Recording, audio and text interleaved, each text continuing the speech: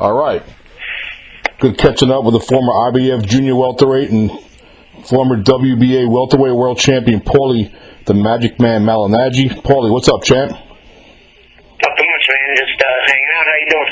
Doing good, man. It's been a while since me and you've caught up and talked a little bit. A lot of stuff going on in the boxing world. Let's start off. Let me get your thoughts on Adrian Broner's performance last night. I think he did what he had to do. I don't think that you can really knock the performance. I think he controlled the fight. He controlled the tempo. He did a good job. He did a good job. One thing about Adrian, people give him criticism, but he's always prepared for his fights. You can't prepare in a lackluster way and go 12 rounds or fight at this level. So from that perspective, maybe Adrian has a lot of things going on outside the ring, but he's focused in the gym and he's focused in preparation for his fights. For me, I've never seen anything really to complain about. I got to be honest with you, he's more exciting to watch than Floyd Mayweather is, in my opinion. He comes forward, he's more aggressive, I think. Well, he's more flawed. I think people don't understand that what makes players exciting is their flaws, not their strengths. Oh yeah, good point. So when a guy gets hit a little more, or sometimes takes too many chances, it's eventually going to cost them. Adrian takes more chances, but that's the kind of stuff that also eventually costs you. Yeah. So regardless of the fact, it's whether he's exciting or not, he's effective at what he does, and that's what you gotta go with. He gets the results, and he got the result last night, and I thought he did a fine job last night. I thought he did have the result the way he was supposed to get it. But after the fight, there was some other theatrics, obviously. Yeah, and I wanted to talk to you about that. You were in the ring with him, and a little bird been singing in my ear that you want to do a rematch with him. Talk about that, man. What makes sense about a rematch between you and Paulie and Broner? Well, here's the thing. Adrian said last night that he's a man, and Floyd talked about him, so Floyd had to come see him. Well, if you're a man, you also have to handle your business that's not finished. And there's unfinished business for me and him.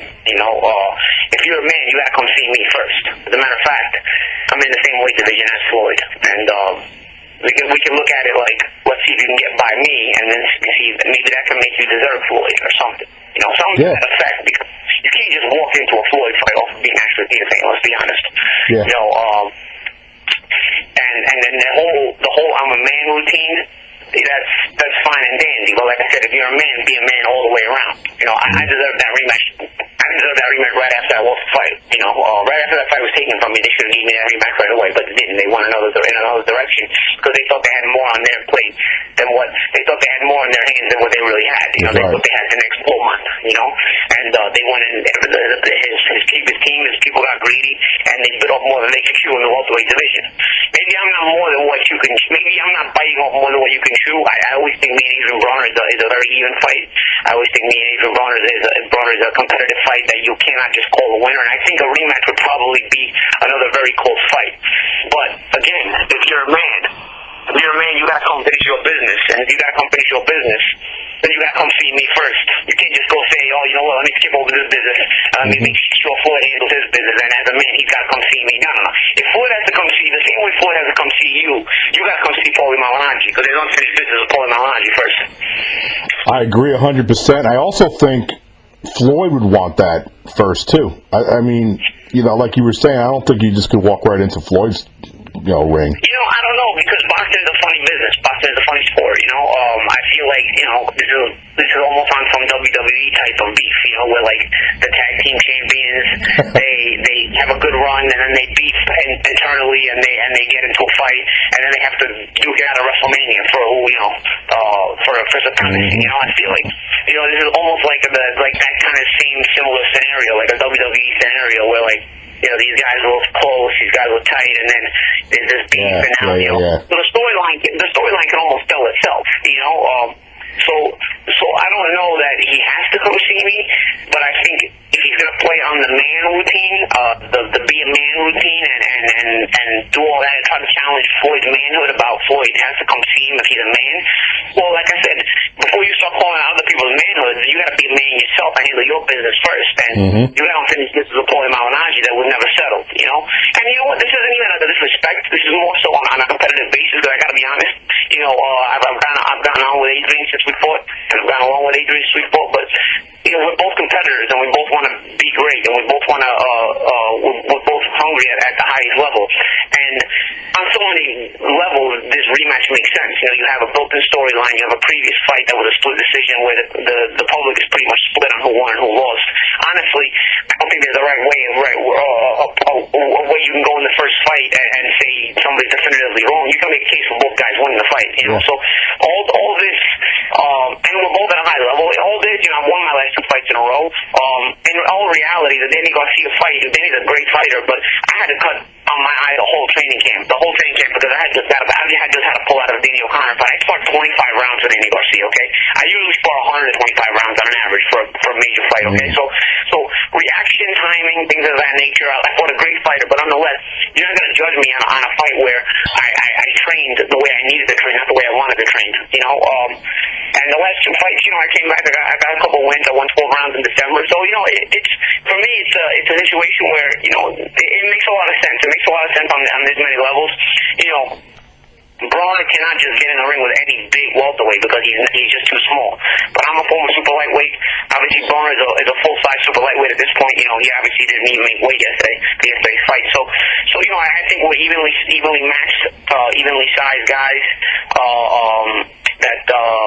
that can get in the ring and put on another competitive, ultra competitive match. And you know, maybe if Broner handles that business as a man, then maybe he'll deserve the Floyd Mayweather fight. But if he's got to be a man, he's going to talk about manhood. He's got to be a man first. Before he challenges the best fighter on the planet's manhood, he's got to challenge his own manhood first and deal with this business with Paulie Malignaggi, because he's got to win on his record over Paulie Malignaggi that I'd say 60% of the boxing public out there does not think he deserves.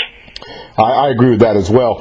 And the fight I think would be a great fight between you and Broner at the Barclays Center in Brooklyn. We can do it at the Barclays Center. We can do it anywhere you want to do it. You know, like, that's the thing about it. You know, because you want to get Floyd Mayweather. Maybe Floyd comes back in September against, let's say, for argument's sake, Floyd comes back against Danny Garcia in September. Well, me and Broner can be the co-main event. You know what I mean?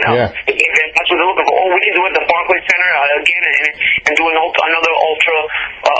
big event at Barclays Center, which, you know, the first one was obviously a big event as it was. So, you know, there's options to go here, man. This fight is, and then the public is interested, man. When I put out my tweet last night, and when I put a post on social media, it got buzzing. It got jumping. So I saw it. People are all for it. You know, you got your casual haters here and there, but for the most part, I mean, I'd say 80-90% of the fans of the comments I've gotten, you know, I can't retweet everything, I can't answer everything. It's just it's gone through the roof. It's gone through the roof. Yeah. So it's something that will still interest the public. And of course, the promotion in and of itself. I mean, granted, me and Adrien are two of the best trash talkers in boxing. You know, you're gonna have that. It's a battle of wits there too. You know what I mean? So people jump in there and really get me excited about this fight. Yeah, I hope it comes to fruition. You know, part of me thinks, like we were saying before about the WWE analogy, part of me is saying Mayweather and Broner talked at some point, and this whole buddy at first, now enemy thing's actually, like, it was yeah, exactly. Yeah, I mean, it's possible. You know, here's the thing, though. You know, boxing is a very ego-driven sport, and even as friends, when you're competitors, there's going to be that rift, even as friends, and especially in the same weight class. It's a very, very ego-driven sport. It is combat, so it is an ego at the highest level. You know, and without an ego, you cannot succeed in the ring, inside of a boxing ring, or inside of a cage, just any combat sport in general. So I do feel that maybe to a degree, you know, there may have been some talk about it. It's possible, but at the same time, once the trash starts heating up, I mean, you know, you got Floyd is going to think he's the best. Adrian's going to think he's the best. I still think I'm better than Adrien. So, you know, no matter how cool everyone is with each other, you know, the competitive fire starts to take charge, and that becomes the number one factor in all of this. Absolutely. How you feeling, man? You still feeling good? You great? I mean, you always keep in good shape. I mean, you feeling good at this point in your career? Yeah, I feel good. You know, I'm living my life. You know, I'm good. Still, you know, whether I'm a boxer or not, I'm a big boxing fan, so I always get into these things. But again, I just saw something yesterday that kind of I wouldn't say it irked me, but you know, everybody gets. I feel like a lot of people in boxing get tossed a lot of free money, and I'm not a jealous, envious person, but I feel like, you know what, I never got that free money. I always had to earn my money. I always had to earn it against the top killers in my sport. And I never got rewarded in a Floyd fight or a Pacquiao fight or something like that for fighting all these killers. You know, I fought more killers than a lot of these guys' opponents did, you know? So I saw that and I said, you know what, man? Nah. You know what? You're going to walk into a big payday like that with a Floyd Mayweather fight like that coming off of this win? Nah. You know what? Let's make you earn it. Let's at least get in the ring with me that I deserve my rematch. And let's call out, we're not talking about manhood. Let's talk about manhood all the way around. Handle yours first. I'll never forget your fight with Cotto, man. The balls you showed in that fight. I've never seen any such heart. I never saw more heart yet. That was a very hungry Paulie Malignaggi. That was a guy that really had to succeed. Otherwise, there was a world of problems waiting for him. You know, so that's the kind of person I was coming up the ladder. You know, Adrian Broner talks about, you know, he had his cornflakes of water. And I put a tweet up yesterday. I play on it, but at the same time, it's true. When we didn't afford water, I didn't like my cornflakes. When we didn't afford milk, I didn't like my cornflakes of water. I just ate my cornflakes dry. And I didn't like my cornflakes of water. So don't misconstrue me being white or me being Italian and not coming from the ghetto hood or whatnot as me coming up more privileged than anybody else, because it's far from the case.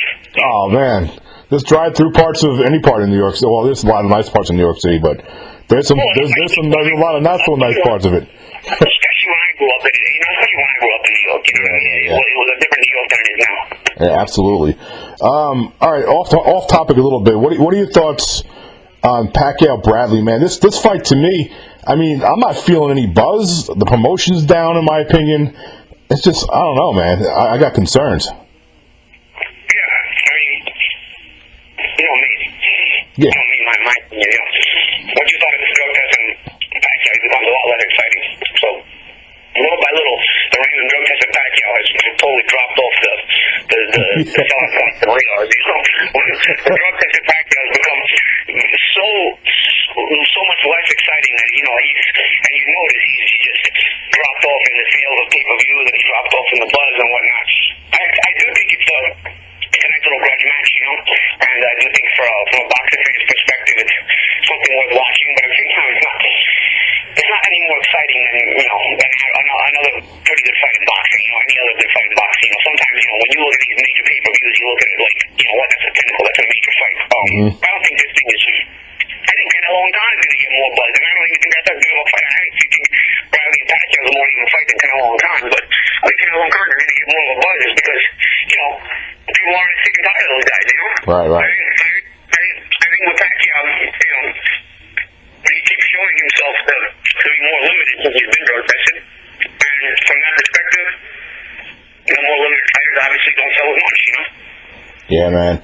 What's your thoughts on the current heavyweight division, man? It seems like it's better than it was. Yeah, well, it's more exciting, you know. I think it's high security, breathe new life into it.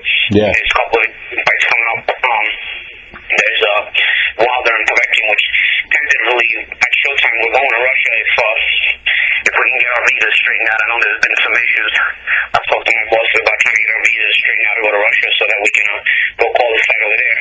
Oh, man. I'm excited about that. If I can go to Russia, I'm definitely excited. Break that fight down for me, Chan. What do you think? That's a very dangerous fight for Wilder. Yeah, I think it's a very dangerous fight. I think on paper it's probably the most dangerous fight of his career, but as a world champion, you know, you thrive on these kind of moments, you thrive on these opportunities to prove your mettle, to show you the champion that you are, you know, and I think that's kind of the approach Deontay Wilder has to take, you know, and that doesn't mean go in there and fight reckless just to say, oh, you know what, I'm going to prove something, I'm going to fight Omancho. No, you go fight, and you go be the best Deontay Wilder you can be, and that means that Deontay Wilder has that lightning jab, that athleticism, that big power, of course, mix the whole arsenal in there, but, you know, you thrive on these kind of moments when you're a champion, and I feel like Deontay's going to thrive on this moment. I don't think he'll actually be the character to beat, an easy fighter to beat. I don't think Pacquiao will just let him come to Russia and just walk through him. But at the same time, you know, these are the kind of things that can make a champion. Deontay still is a world-class fighter, regardless of what opinions are, and he's got a chance to prove it even more so in May. I think a win for Wilder, if he wins the fight, really just really solidifies his legitimacy. I mean, I already think he is legitimate, but it really puts him at a different level. Yeah, I think it does too. I think he's the kind of opponent that people will respect more than, say, the other guys that ascending run. You know, he's right. he move upwards. And as a champion, I think he's getting better. And I think this is a big opportunity to show what he can do. Before I let you go, who are some younger, up-and-coming boxers out there that really gets your attention, that excites you?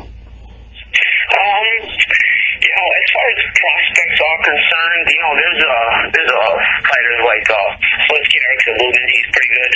I looked at guys like Jojo Diaz. He excites me. I look at just off the top of my mind, Lubin, Diaz. I even like Douglas. Omar Douglas. Even when he got beat, you know, that was a very, very tough situation. It's also in Lex, man. You know, I really admire and love the character Omar Douglas showed in that fight with Cortez. I think Omar, just 23 years old, if he doesn't lose his own confidence mentally, you know, those are the kind of fights that can really bust somebody up. But I love how Omar stuck with it in the fight, and I love how Omar, you know, although he lost, he never gave up on himself.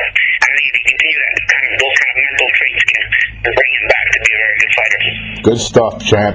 Hey, Champ, I appreciate you doing this on short notice. Any closing thoughts for the Adrian Broner rematch, anything like that you want to close the show with? Man, I want to close the show with give me my rematch. At the end of the day, we're all men. At the end of the day, not just you and I, not just you're a man. And at the end of the day, most people in boxing did not come up the hard way. Most people did not come up the easy way. I mean, most people in boxing did not come up with a silver spoon in their mouth. So don't play with the, at the end of the day, you're a man. Or don't play with the, at the end of the day, you came up the hard way, because most of us did. Most of us did, and at the end of the day, we're all men here.